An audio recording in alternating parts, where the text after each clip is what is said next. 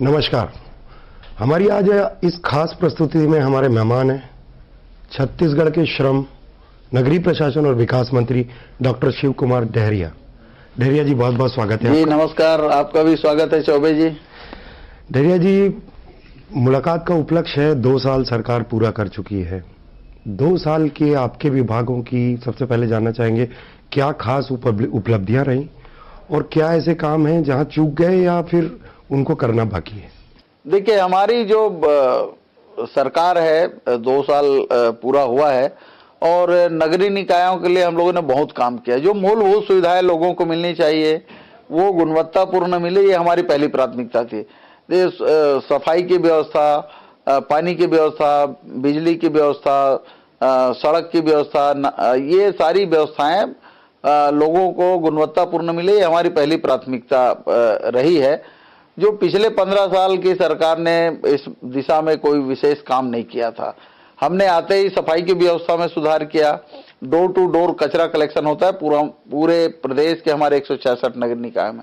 सुबह हमारी स्वच्छता दी जाती है या जहां जिनको जिम्मेदारी दी गई है। 2 साल से हम पूरे देश में स्वच्छता के मामले में पहले नंबर में आए। पिछले साल माननीय राष्ट्रपति जी ने विज्ञान भवन में प्रदेश को पुरस्कृत किया था और इस साल स्वच्छता के मामले में देश में पहले नंबर आए हैं। माननीय प्रधानमंत्री जी ने माननीय मुख्यमंत्री जी को इस मामले में पुरस्कार प्रदान किया।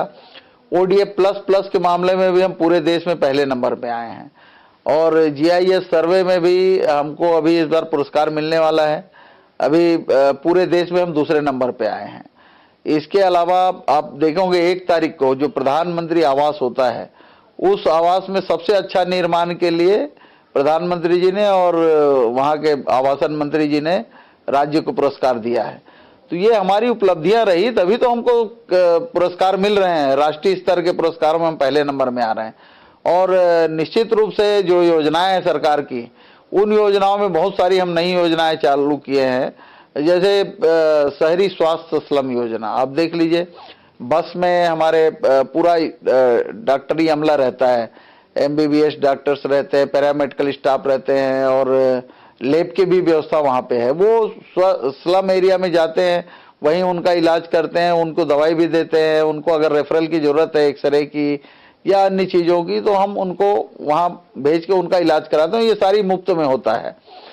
और दाई दीदी क्लिनिक एक हम नया शुरुआत किया है, उसमें पूरी महिलाओं की टीम रहती है, डॉक्टर से लेके जो पैरामेडिकल स्टाफ है, लेबोरेटरी जो है उसमें, और सारे लोग उसमें महिलाएं रहती है और वो जाकर स्लम एरिया में चिन्हांकित जो है उन एरिया में जाके उनका इलाज करते हैं। महिलाएं जो है पुरुष डॉक्टर के पास अपनी बातें नहीं कह पाते, तो उनके लिए महिला डॉक्टर जाके उनका इलाज करते हैं, घर में जाके इलाज कर रहे हैं। इसके अलावा हमारे निकायों में जो पेयजल की व्यवस्था होनी चाहिए, हम पूरे निकायों में नल कनेक्शन के माध्यम से लोगों को पानी उपलब्ध कराने की दिशा में हमारी सरकार काम कर रही है और प्रयास कर रहे हैं कि 2 साल के अंदर पूरे निकायों को हम टैंकर मुक्त कर दें। जैसे आप देखा होंगे, पहले रायपुर में टैंकरों की भरमार हुआ करती थी, लाइन से लगी हुई टैंकरें चलती थी गर्मी के सीजन में और अन्य सीजन में भी ये दिक्कतें रहती थी। अब पूरे निकायों को हम टैंकर मुक्त करने का प्रयास चल रहा है और बहुत जल्दी इसमें हम सफलता पा लेंगे। सफाई की व्यवस्था से लेके और जो व्यवस्थाएं सड़क के मामले में, नालियों के मामले में, ये जो काम वो नहीं कर पा रहे थे, सारे काम हम कर रहे हैं। दूसरा, हम पौनी पसारी योजना चालू किए हैं, जिसमें हम बाजार बना रहे हैं। ट्रेडिशनल व्यवसाय के लोग हैं, जैसे धोबी है, लोहार है और अन्य सब्जी भाजी वाले हैं या अन्य जो भी ट्रेडिशनल व्यवसाय रोजमर्रा के जीवन से जो जुड़ी हुई लोगों की समस्याएं है या खरीदी होती है, उनको हम एक जगह बाजार उपलब्ध कराए हैं। लोगों को रोजगार का अवसर मिल रहा है। जो नगर निगम है, ऐसे जगहों में हम ज्यादा संख्या में बाजार बना रहे हैं। ग्रामीण जो नगर पंचायत है, नगर पालिका है, वहाँ उन लोग जिस तरह से मांग किए हैं उस हिसाब से बनाने का काम कर रहे हैं। हम रोजगार उपलब्ध कराने का भी काम कर रहे हैं। हमारी जो स्वच्छता दीदियाँ जो गाँव में सफाई का काम करती है, पिछले साल हमने उनका 1000 रुपया मानदेय बढ़ाया। पूरे देश में 5000 मानदेय उनको मिलता है। हमारे यहाँ पूरे देश में सबसे ज्यादा 6000 रुपया हम मानदेय देते हैं। उसके अलावा स्वरोजगार के और भी अवसर हैं, वो वहाँ उपलब्ध कराने का काम हम लोग कर रहे हैं। और दूसरा जो 19 नवंबर 2018 के पहले नगर निगम, नगर पालिका, नगर पंचायतों में जो काबिज थे उन लोगों को राजीव आश्रय योजना के तहत हम पट्टे देने का काम कर रहे हैं। और पट्टे देकर हम उनको फ्री होल्ड भी करेंगे और उनका मालिकाना हक भी हम उनको देने का काम कर रहे हैं। तो ये जो क्रांतिकारी कदम है सरकार की, इन योजनाओं को क्रियान्वयन करने से लोगों की दिक्कतें दूर हो रही है। और जो पिछली सरकार ने जिन लोगों को पट्टा मिला हुआ था उन पट्टों का नवीनीकरण भी उन लोगों ने 30 साल का पट्टा था और नवीनीकरण खत्म हो गए थे, उनका नवीनीकरण नहीं किया था। जो काबिज है, मकान बना के रहते हैं, 20 साल से 30 साल से निवास करते हैं, उनको जो जरूरत थी उनको भी उन्होंने किया, उसको हम लोगों ने पूरा किया है। राजीव मितान योजना हम चालू कर रहे हैं जी। जिसमें लगभग 100 शहरी सुविधाएं जो मिलनी चाहिए लोगों को। हमारे यहाँ से पहले शुरू करें, जन्म प्रमाण पत्र बनाना है।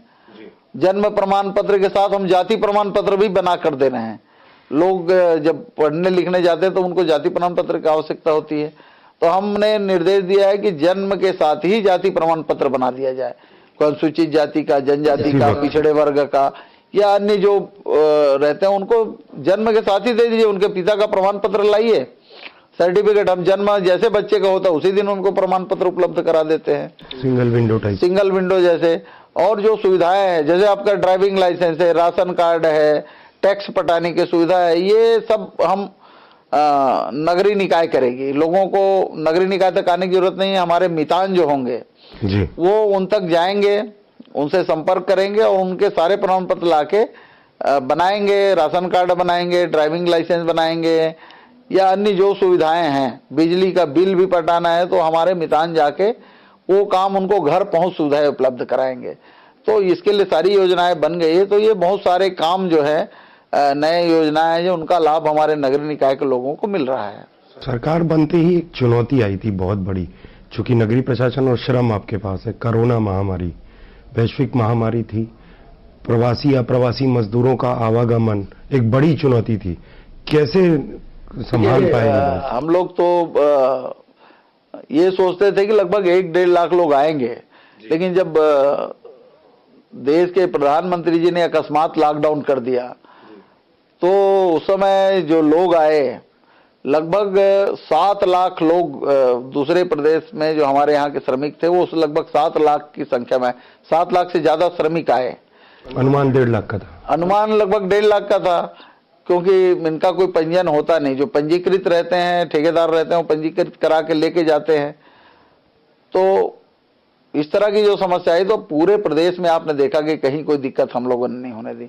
माननीय मुख्यमंत्री जी रोज मॉनिटरिंग किया करते थे, सारे लोगों को उनके गंतव्य स्थान तक पहुंचाने का काम किया, वहां उनको क्वारंटाइन रखा गया, उनके खाने पीने की व्यवस्था की गई, उनको रोजगार के अवसर भी उपलब्ध कराने का काम किया। यहाँ तक लोगों के पास कपड़े नहीं थे, लोगों को कपड़े उपलब्ध कराए गए और चरण पादुका तक उपलब्ध कराए गए। और हमने कलेक्टर लोगों को भी निर्देश दिया था कि भाई ऐसे लोग जो बाहर से आए हैं उनका स्किल मैपिंग किया जाए, जो जिस काम में माहिर है उस काम को अगर हमारे प्रदेश में उपलब्ध है तो उनको दिया जाए। स्थानीय जो हमारे संस्थान हैं, उद्योग है, उनमें अगर इन लोगों को अवसर मिले तो कोई दिक्कत नहीं। लगभग ऐसे हमने 1,40,000 लोगों को हमने स्थानीय संस्थानों में, स्थानीय उद्योगों में उनको रोजगार का अवसर उपलब्ध कराया। तो ये बड़ी उपलब्धि हमारी सरकार की। नगरीय निकायों ने बहुत काम किया। आप देख लीजिए, नगरीय निकायों ने सफाई के मामले में कोविड के समय में जो मरीज थे उनको अस्पताल पहुंचाने का, उनके खाने पीने तक की व्यवस्था की। और जिला प्रशासन और नगरीय निकाय ने नगरों में जो काम किया है वो अभूतपूर्व काम किया है। इसके लिए मैं हमारे विभाग के अधिकारी कर्मचारियों को और पुलिस विभाग के लोगों को और जो स्वयंसेवी संस्थाएं उन लोगों ने भी सहयोग किया।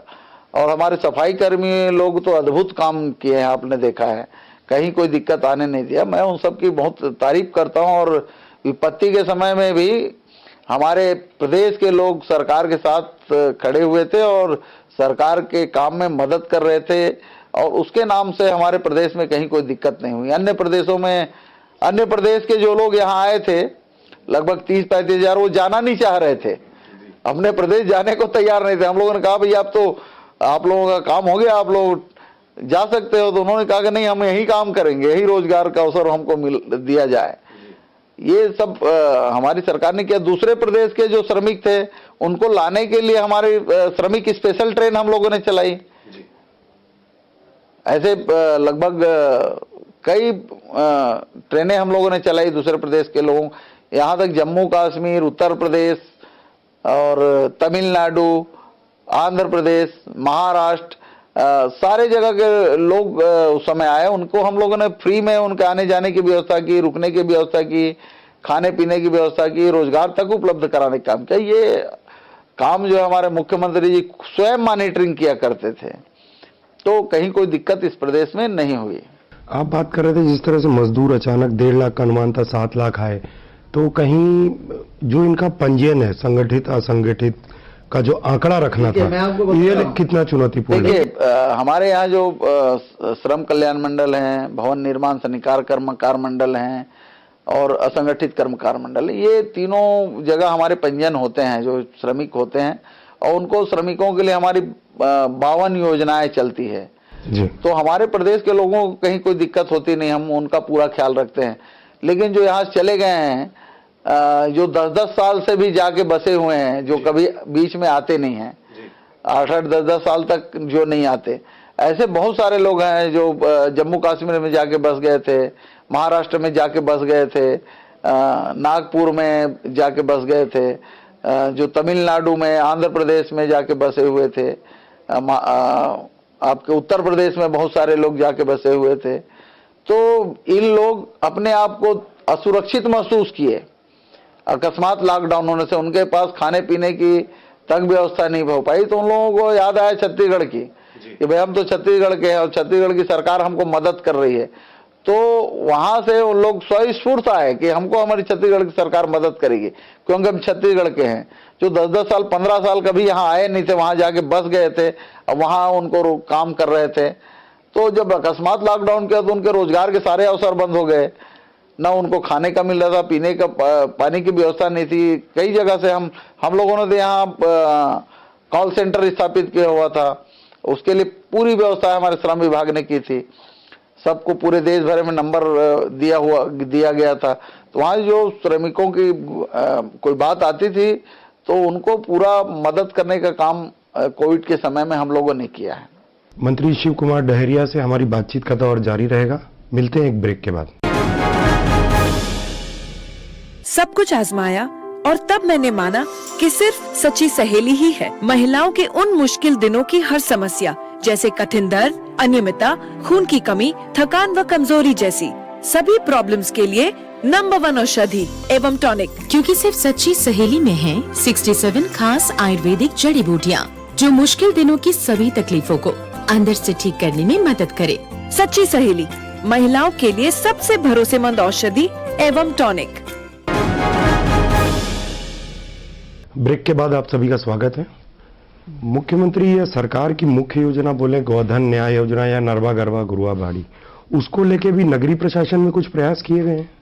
100% प्रयास किए गए हैं। नगरीय निकायों में भी गौठान बनाए गए हैं। यहाँ देखिए जाके हमारे रायपुर में जो गौठान बने, बहुत अच्छे गौठान बने हुए हैं जी। और उसमें हमारे जो गाय है उनकी सेवा भी होती है और गोबर खरीदी का भी हम लोग काम कर रहे हैं। कोई सोच भी नहीं सकता था कि कभी गोबर की भी खरीदी होगी। जो छोटे छोटे हमारे गौ पालक लोग हैं जो 1-2 गाय रखते थे और उनके पास उनके चारे के लिए व्यवस्था नहीं हो पाती थी, उनको छोड़ दिया जाता था चरी के लिए। अब वो अपने जानवर को खुद बांध के रखते हैं, उनको गोबर बेच के चारे की व्यवस्था हो जाती है और दूध का पैसा उनको पूरा मिलता है। आप देख लीजिए ग्रामीण क्षेत्र में हमारे गौ पालक जो लोग हैं आज बहुत खुश हैं जी। मुझे तो मेरे क्षेत्र में ही मैं एक जगह गया था कार्यक्रम में, तो वो अपने घर ले जाके स्वागत किया। मुझे बोला कि मेरे घर में आना है, कुछ नहीं चाहिए मुझको, मेरे 2 मिनट आइए। तो मैं गया तो वहाँ स्वागत किया और नई मोटरसाइकिल खरीद के आए थे वो। अच्छा। और कहा कि भाई इसमें इसका चाबी आप स्टार्ट कर दीजिए, मैं चालू नहीं किया हूँ। तो चालू किया तो बताया, देखिए मेरी इच्छा थी कि मैं बहुत दिन से मोटरसाइकिल खरीदूं।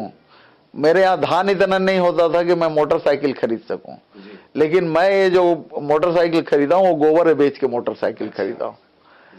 तो ये इस तरह के भी काम, पहले लोग धान बेच के भी मोटरसाइकिल नहीं खरीद पाते थे, आज जो काम करने वाले लोग हैं गोबर बेच कर खरीद रहे हैं, तो ये बड़ी बात है। और आप देख लीजिए गोबर खरीदी हमारी हो रही है, हम वर्मी कंपोस्ट बना रहे हैं, और वर्मी कंपोस्ट का उपयोग हम अपने प्रदेश में करेंगे। उनका रेट भी हम लोगों ने 10 रुपया से बढ़ा, 8 रुपया से 10 रुपया कर दिया है। और वर्मी कंपोस्ट का उपयोग हम करेंगे। जैविक खेती की ओर सरकार काम कर रही है।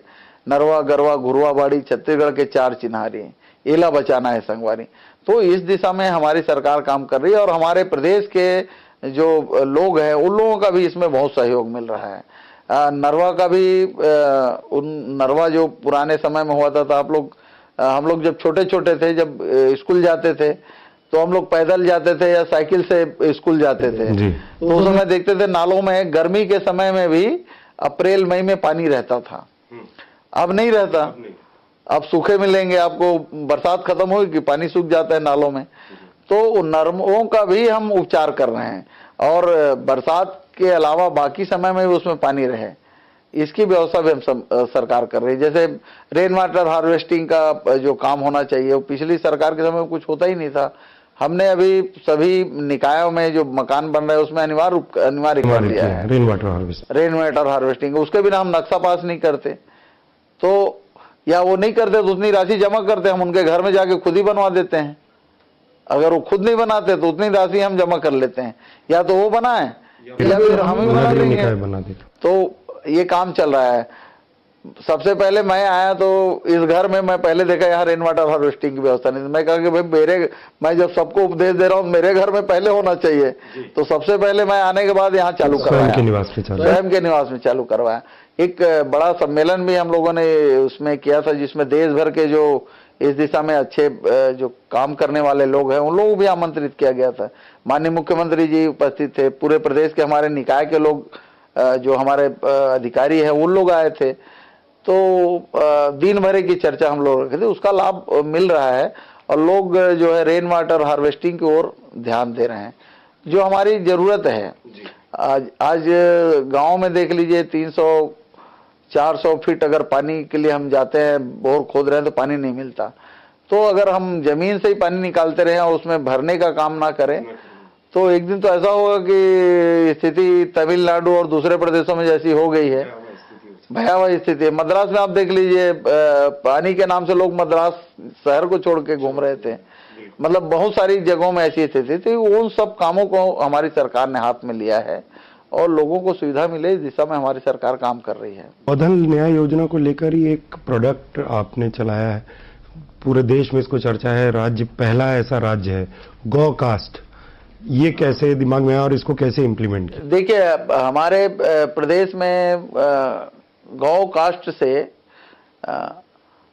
जो दाह संस्कार होते हैं, हमारे नगर निगम में जो स्मशान में जो लकड़ी का उपयोग करते हैं जी, हमने कहा कि भाई अगर गौ कास्ट से करें तो लकड़ी की भी बचत होगी, पर्यावरण की सुरक्षा होगी, उसमें कहीं कोई प्रदूषण भी नहीं है।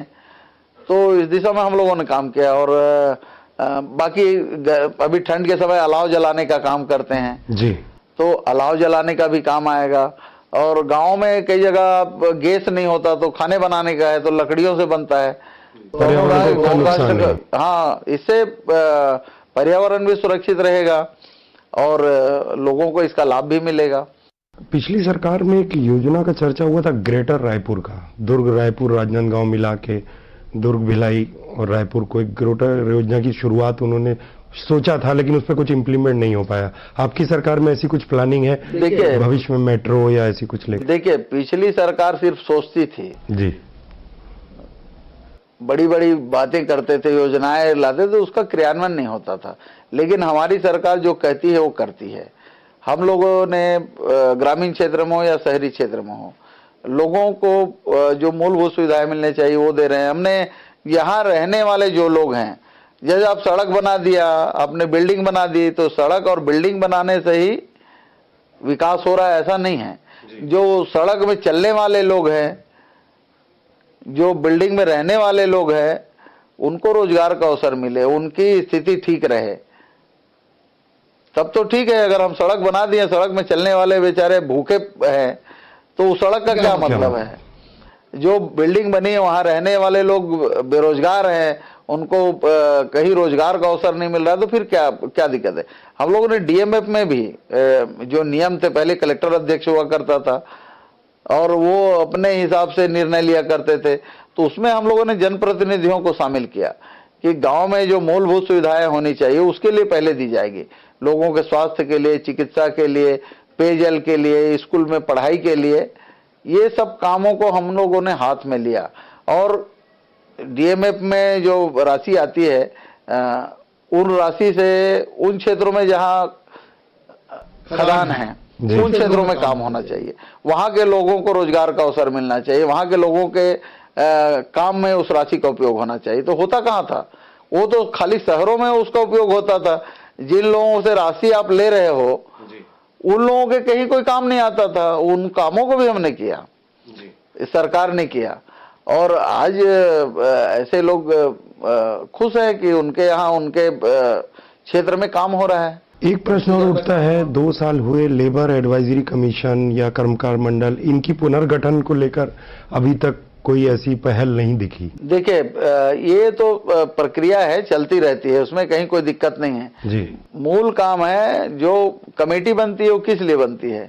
श्रमिक कल्याण के लिए बनती है। तो श्रमिकों का कल्याण हो रहा है और जो प्रक्रियागत कुछ दिक्कतें रहती है वो चलते रहता है, उसमें कहीं कोई दिक्कत नहीं है। मूल काम हमारा श्रमिकों का कल्याण है, वो होना चाहिए, ये पहली प्राथमिकता है। नई उद्योग नीति भी सरकार लाने जा रही है, उसको लेकर जैसे नगरनार प्लांट लेने का फैसला सरकार ने किया, खासकर कि पीएसयूज बहुत है, पब्लिक सेक्टर यूनिट छत्तीसगढ़ में, श्रमिकों की सेफ्टी और उनके जो वेतनमान है उसको लेकर कोई नई योजना या कोई तैयारियां?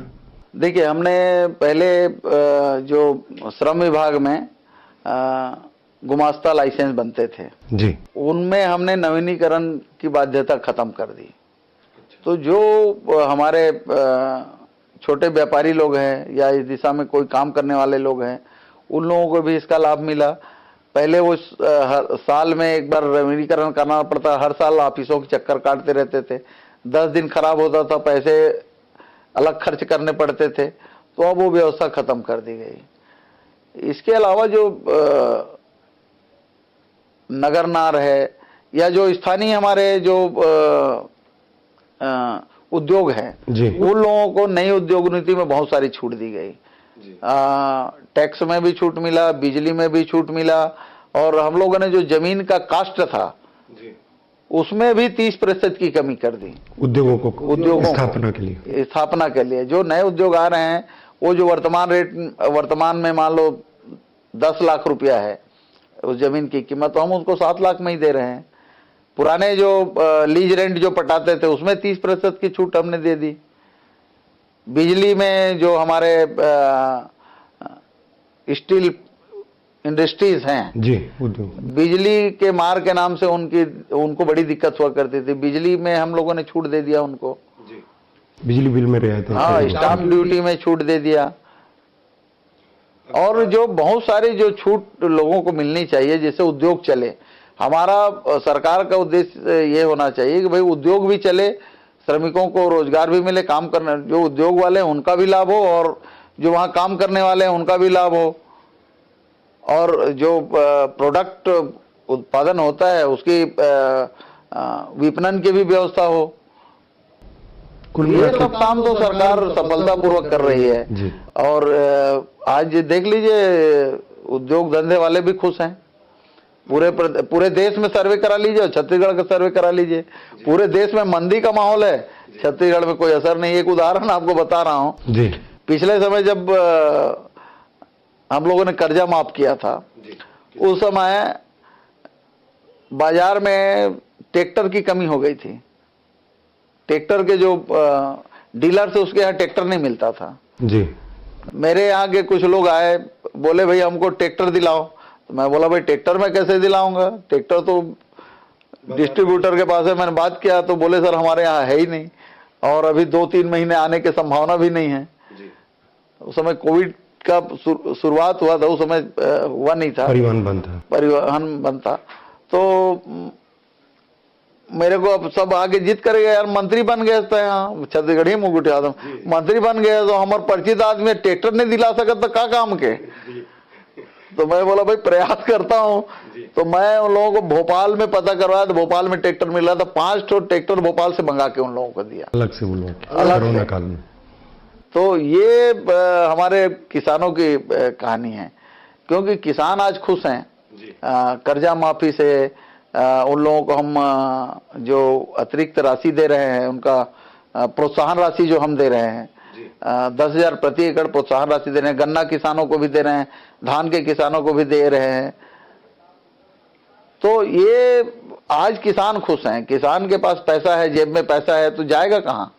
मार्केट में ही जाएगा। तो जो मार्केट में हमारे किसान छत्तीसगढ़ के खाते में पैसे नहीं रखते, बैंक में पैसे नहीं रखते, उनके पास जो आता है खर्चा कर देते हैं। चाहे वो जब धान का फसल आएगा पैसा निकालेंगे तो बच्चों के लिए खर्च करेंगे, महिलाओं के लिए खर्च करेंगे, कहीं जेवर बनाएंगे, गहना बनाएंगे, कोई मोटरसाइकिल खरीदेगा, कोई ट्रैक्टर खरीदेगा, कोई जीप खरीद लेगा। तो आज देख लीजिए पूरे प्रदेश में जो ये सेक्टर है, क्या बोलते हैं आपका, ऑटो सेक्टर है जी, वो आज अप में है हमारे छत्तीसगढ़। दूसरे प्रदेशों में डाउन है, तो हमारे प्रदेश में अप है। ये हमारे किसान लोग आज खुश हैं, छत्तीसगढ़ के लोग खुश हैं, इसलिए स्थिति है। कहीं ना कहीं महंगाई बहुत बड़ी है, पेट्रोल डीजल के दाम से लेकर हर चीजें महंगी हो चुकी हैं। भले केंद्र की पॉलिसीज इसके लिए जिम्मेदार हो, तो कहीं नहीं लगता कि जब महंगाई इतनी बड़ी तो मजदूरों का जो मानदेय है उसको बढ़ाने के लिए कुछ प्रयास करने चाहिए? इसमें रिवाइज होते रहता है और कुछ सुधार हुए हैं, इसमें कुछ बढ़ाया भी गया है। एग्जैक्टली अभी मुझे उसकी आंकड़े नहीं है, लेकिन पिछले समय से उसमें सुधार हुआ है जी। और होता ही है, इसमें कहीं कोई दिक्कत नहीं है। महंगाई तो बहुत सारी नीतियां हैं जो केंद्र सरकार के, पेट्रोल डीजल के दाम बढ़ते हैं तो बाहर की सारी चीजों के दाम बढ़ते ही हैं। आप देख लीजिए जो उनकी नीति आई है, कृषि नीति उनकी बनाई है, 3 बिल उन लोगों ने पारित किया है।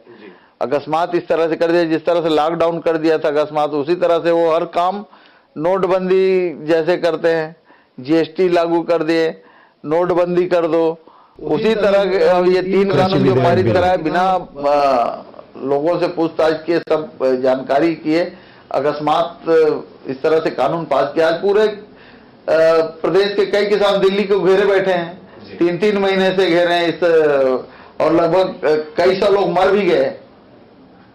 अकस्मात आपका नोटबंदी करने से लोग कई सौ लोग लाइन में लग के मर गए। उसी तरह से आज हड़ताल में बहुत सारे लोग किसान मर चुके हैं, 40 से ज्यादा किसान मर चुके हैं। कई लोगों ने तो आत्महत्या तक की है इस सरकार के नीति के खिलाफ। तो ये जो बहुत सारी चीजें हैं वो केंद्र द्वारा बहुत सारे कानून इस तरह से बनाए हैं।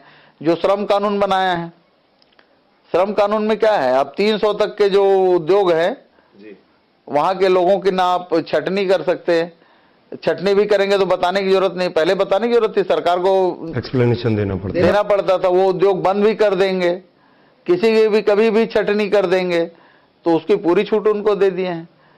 तो ये तो श्रमिक विरोधी नीतियां हैं जो उन लोगों ने बनाया है, और श्रमिक अगर खुश नहीं रहेंगे तो देश आगे नहीं बढ़ेगा।